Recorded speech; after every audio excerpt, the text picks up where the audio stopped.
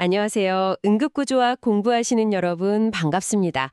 오늘은 정말 중요한 부위죠. 바로 목에 대해 좀 깊이 파헤쳐 보려고 합니다. 네, 이 좁은 공간에 생명 유지에 필수적인 구조물들이 정말 빼곡히 들어차 있죠. 맞아요. 그래서 외상에도 아주 취약하고요. 현정에서 목수상 환자를 만났을 때 왜 위험한지 또 어떻게 접근해야 할지 오늘 확실히 알아보겠습니다. 오늘 저희가 참고하는 자료는 머리 목척추 외상 해부생리 3, 목의 해부학적 구조 및 병리 PDF고요. 아마 익숙하신 분들도 계실 겁니다. 네, 중요한 내용들을 담고 있죠. 오늘 목표는요. 단순히 이름을 외우고 그런 게 아니고요. 목 안에 혈관, 기도, 신경 이런 것들이 서로 어떻게 연결되어 있는지, 그래서 하나가 다치면 어떤 일이 벌어질 수 있는지 그 큰 그림을 이해하는 겁니다. 그렇죠. 그래야 현장에서 더 빠르고 정확하게 판단할 수 있습니다. 자, 그럼 목 속으로 한번 깊이 들어가 볼까요? 먼저 생명줄과 바로 연결된 혈관부터 시작해야겠죠. 목동맥, 목정맥. 이름만 들어도 좀 긴장되는데요. 여기가 다치면 정말 순식간이겠어요. 그렇습니다. 특히 목동맥, 경동맥이라고도 하죠. 이게 뇌로 가는 혈액의 거의 주된 공급선이에요. 오른쪽은 팔머리 동맥에서 나오고 왼쪽은 대동맥에서 바로 나와서 목 깊숙한 곳을 따라 쭉 올라갑니다. 네. 그러다가 목 중간쯤 후두 위쪽 높이에서 두 갈래로 나뉘죠. 하나는 뇌로 가는 속목동맥, 다른 하나는 얼굴이나 목 바깥쪽으로 가는 바깥목동맥으로 해요. 그 갈라지는 지점, 목동맥 분지점. 거기 뭔가 특별한 센서 같은 게 있다고 들었거든요. 목동맥 소체랑 목동맥 동이어. 이게 응급 상황에서 어떤 의미가 있을까요? 네. 아주 중요한 부분입니다. 목동맥 수체는 혈액 속의 산소, 이산화탄소 농도를 딱 단지하고요. 목동맥동은 혈압 변화를 감지해요.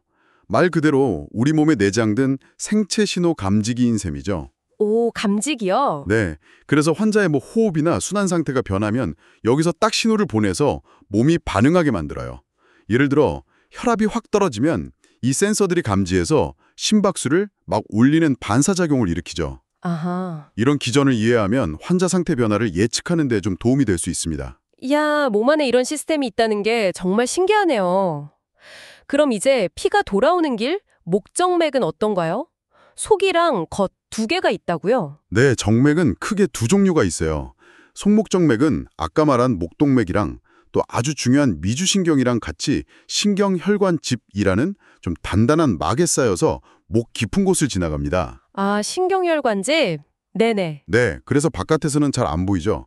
근데 바깥 목정맥은 훨씬 얕은 층, 그러니까 피부 바로 아래에 있는 목비근 위를 이렇게 대각선으로 가로질러 내려가요. 네. 그래서 왜 목에 힘주거나 누우면 툭 튀어나와 보이는 정맥 있죠? 그게 바깥 목정맥일 가능성이 높습니다. 아하, 그렇군요. 이 두 정맥 다 결국에는 빗장뼈 바로 아래에서 만나서 팔머리 정맥으로 합쳐지고 심장으로 돌아가는데요.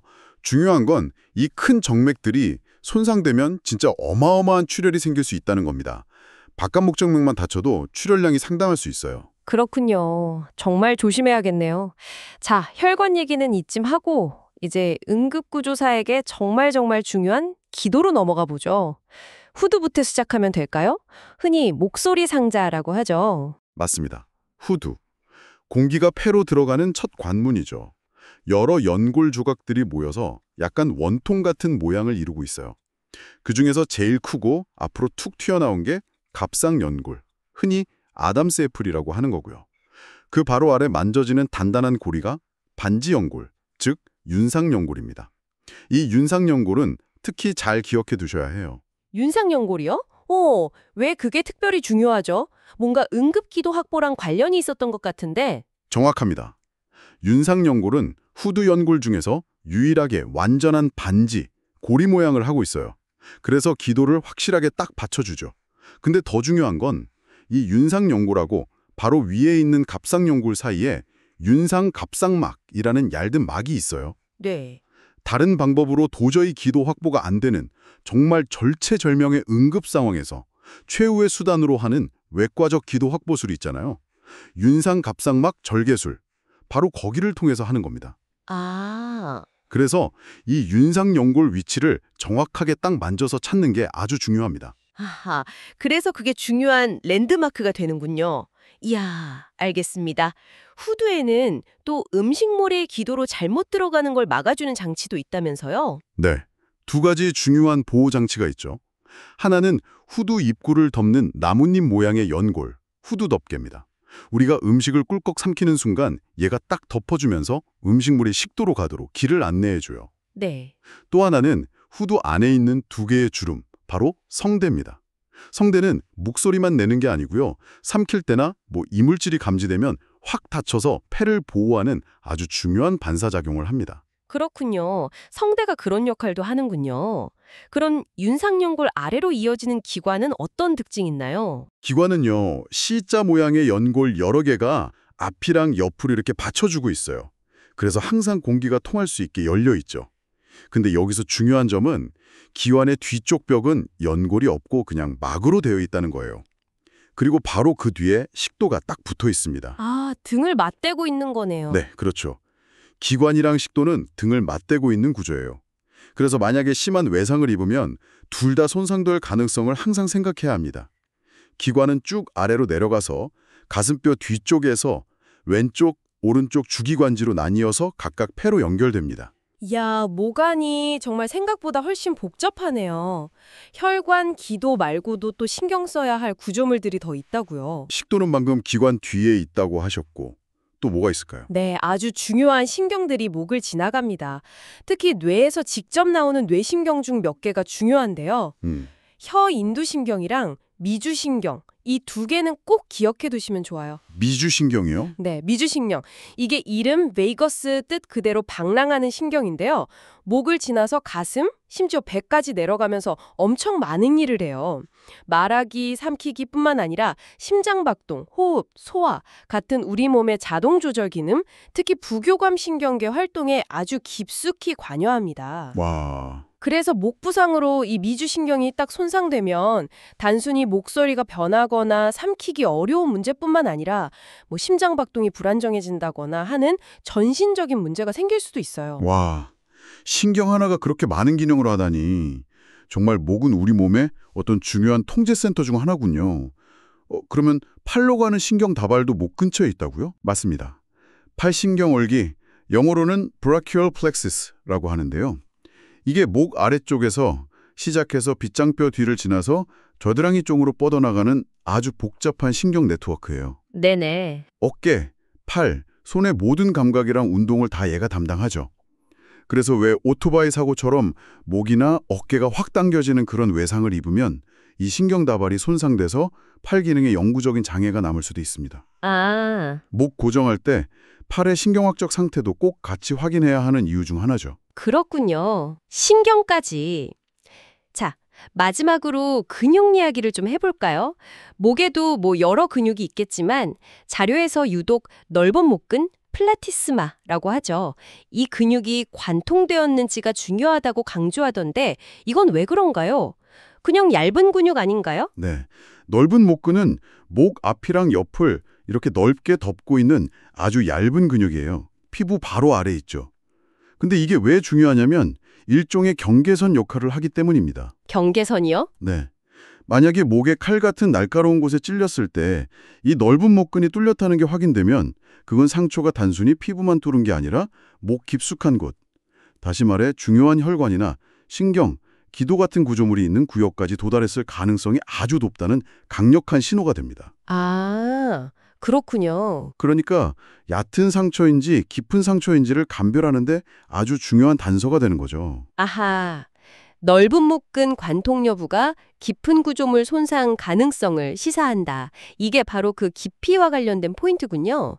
그리고 목의 부종, 그러니까 붓기가 생기면 그것도 위험할 수 있다고요. 네, 맞아요. 목의 근육이나 다른 구조물들은 근막이라는 좀 질긴 막으로 이렇게 구획이 나뉘어 있거든요.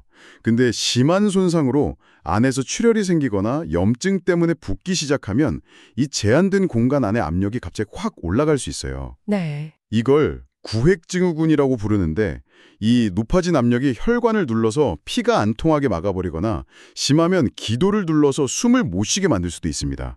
질식이죠. 와, 그래서 목이 심하게 붓는 것 자체도 정말 응급 상황일 수 있습니다. 정말 목은 뭐 하나 허투루 볼 게 없네요. 한순간도 방심할 수 없는 곳이에요. 자, 그럼 이제 이 복잡한 목을 임상적으로, 그러니까 현장에서 어떻게 나눠서 보는지 알아보겠습니다.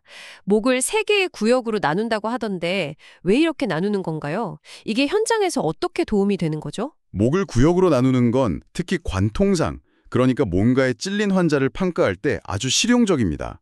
어느 구역이 다쳤는지를 알면 이 환자는 어떤 구조물이 손상됐을 가능성이 높겠구나, 얼마나 위험하겠구나, 어떤 합병증을 예상해야겠구나 이런 것들을 예측하는 데 큰 도움이 돼요. 네. 그러니까 응급처치의 우선순위를 정하고 앞으로 치료 방향을 결정하는데 중요한 지표가 되는 거죠. 그렇군요.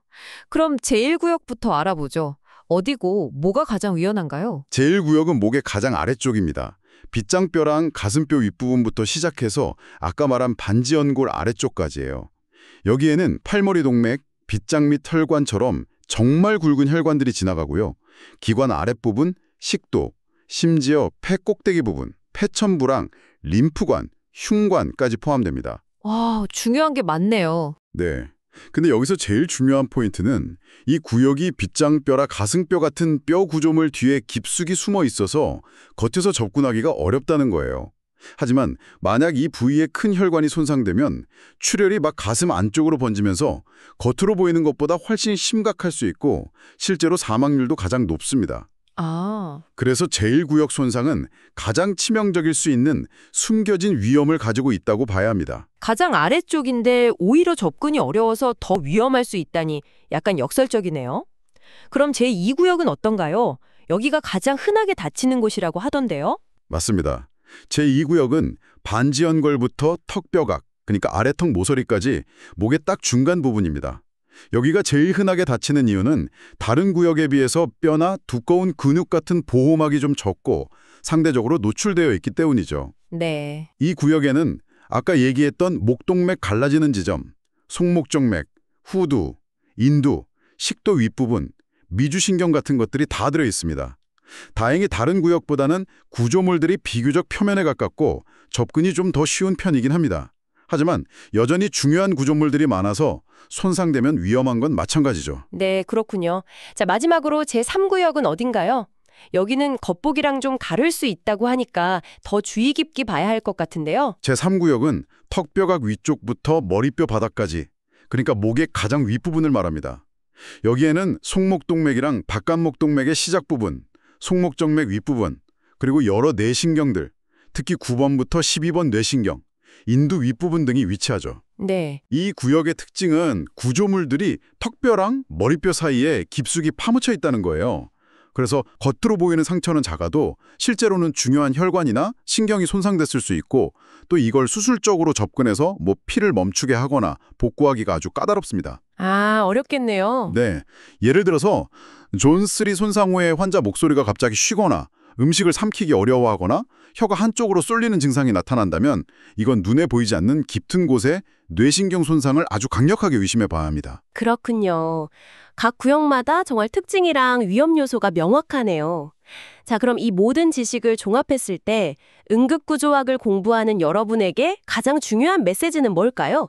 이 해부학 지식이 현장에서 어떻게 실질적인 힘이 될 수 있을까요? 핵심은 이거라고 생각합니다. 목 부상 환자를 딱 봤을 때 그냥 목 다쳤네 여기서 끝나는 게 아니라 어느 구역이 다쳤을까?